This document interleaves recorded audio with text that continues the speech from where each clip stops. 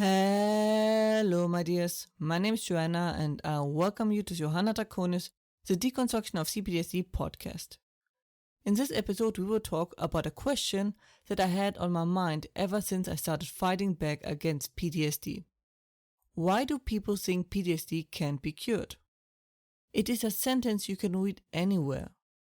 A sentiment deeply ingrained. They focus on the symptom but don't have the hope of curing it. It boggles my mind. There are so things that keep people from being cured, which is important to know. So let us talk about it. I said it on this podcast before, that I have yet to meet a person I thought was a hopeless case on principle. I met a lot of people who were in a dead end and saw no way out. Only walls encompassing them.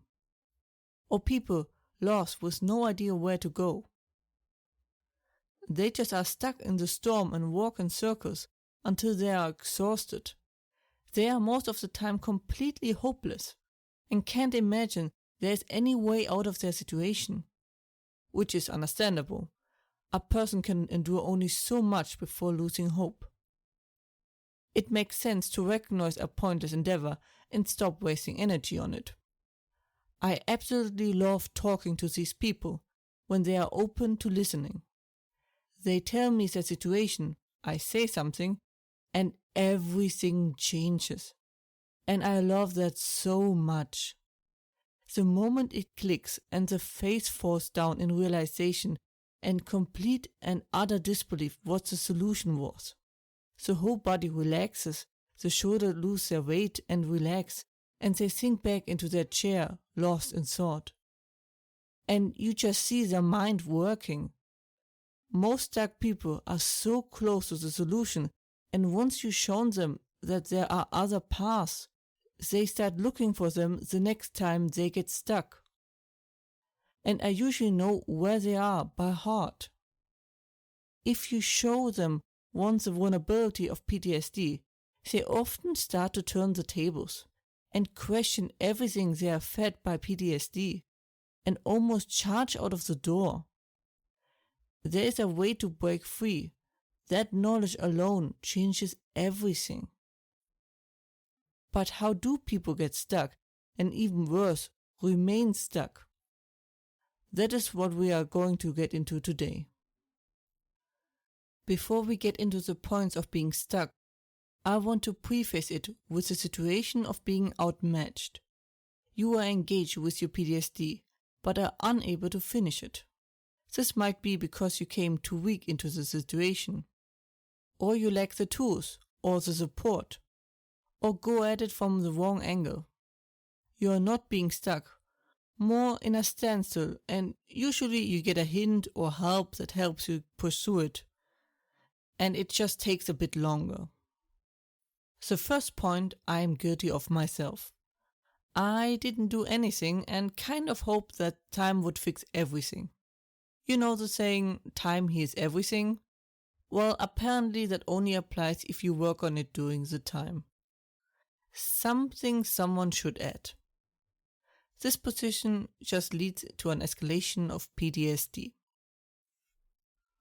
Which leads us to the second point, that they don't change anything. You know the people that know the solution but don't want to do the solution or change anything? Yes, they are also stuck and usually remain stuck. Unless, of course, it is a temporary store to give oneself more time to swallow a bitter pill or accept something. Then third are the people that want to change and know they have to, but can't because they are paralyzed, have no hope, are too afraid to move, or the like. That is sometimes a sign that the person is too unstable to deal with it at the moment, or that there is another trauma blocking any advancement onto this trauma. Trying to stabilize the person, reducing the symptoms and understanding where this paralyzing fear comes from is usually the way to go. As long as there is an attempt, it might take more time, but it can be done. But it is easy to get stuck and remain stuck this way. And the first point is that they are bad therapists. Some are just bad overall, and some are just bad for you or your kind of trauma. If you feel like you are just not progressing, it might be time to get a new therapist. I know, easier said than done. The sparseness of resources for PTSD we talked about before on this podcast. Very easy to get stuck on and remain stuck. So self-therapy is possible, but it is quite difficult. Then there is the last but not least point of that they stop at the healed stage. Many are then free of symptoms and think it is all done. Also, most seem not to be aware that you need to switch the approach to PTSD once you reach the state. You go from a clear target, the obvious trauma, to the roots and deeper works of the trauma. Not doing this just leads to an endless circle of repetition of the PTSD experience. Last, but definitely not least, I want to encourage you to embark on this journey. Focus on something small you think you can do, and then work yourself through it. You gain more and more confidence this way. Also, you regain more and more control of your life again. And of your feelings. If you feel like you are stuck, please reach out. I either usually answer per email or tag it in an episode.